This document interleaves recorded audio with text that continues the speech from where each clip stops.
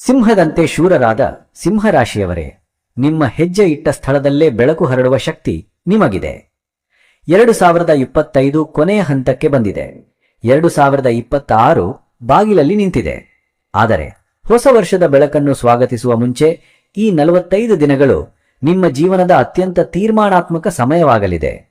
ನೀವು ಯೋಚಿಸುತ್ತಿದ್ದೀರಿ ಅಲ್ವೇ, ಏಕೆ ನನ್ನ ಶ್ರಮಕ್ಕೆ ಕೆಲವೊಮ್ಮೆ ಫಲ ತಡವಾಗುತ್ತಿದೆ? ಏಕೆ ನಾನು ಮಾಡಿದ ಒಳ್ಳೆಯ ಕೆಲಸಕ್ಕೆ ಗುರುತಿಲ್ಲ? ಏಕೆ ಕೆಲವರು ನನ್ನ ನಿಷ್ಠೆ ಅರ್ಥ ಮಾಡಿಕೊಳ್ಳುವುದಿಲ್ಲ? ಈ ಪ್ರಶ್ನೆಗಳ ಉತ್ತರವೇ ಈ ವಿಡಿಯೋದಲ್ಲಿ ನಿಮ್ಮ ಆತ್ಮವನ್ನು ಪ್ರೇರೇಪಿಸುವ ಸಂದೇಶವಾಗಿ ದೊರೆಯಲಿದೆ.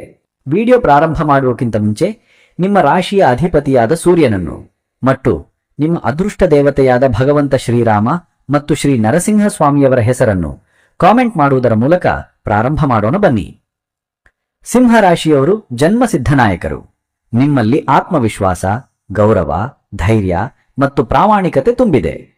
ನೀವು ಯಾವ ಕೆಲಸ ಮಾಡಿದರೂ ಅದರಲ್ಲಿ ವೈಭವ, ಶಕ್ತಿ ಮತ್ತು ಶ್ರೇಷ್ಠತೆ ಇರಬೇಕೆಂಬ ನಿಲುವಿರುತ್ತದೆ.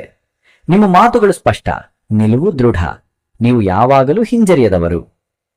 2025 ನಿಮಗೆ ಪರೀಕ್ಷೆಯ ವರ್ಷವಾಗಿತ್ತು. ಕೆಲವರು ನಿಮ್ಮ ಶ್ರೇಷ್ಠತೆಯನ್ನು ಸಹಿಸಲಿಲ್ಲ. ಕೆಲವರು ನಿಮ್ಮ ಬೆಳಕನ್ನು ಕಡಿಮೆ ಮಾಡಲು ಪ್ರಯತ್ನಿಸಿದರು. ಆದರೆ ಸೂರ್ಯನ ಬೆಳಕನ್ನು ಯಾರೂ ಮುಚ್ಚಲು ಸಾಧ್ಯವೇ? ನೀವು ನಿಂತಿದ್ದೀರಿ ಶಾಂತವಾಗಿ, ದೃಢವಾಗಿ, ಆತ್ಮವಿಶ್ವಾಸದಿಂದ.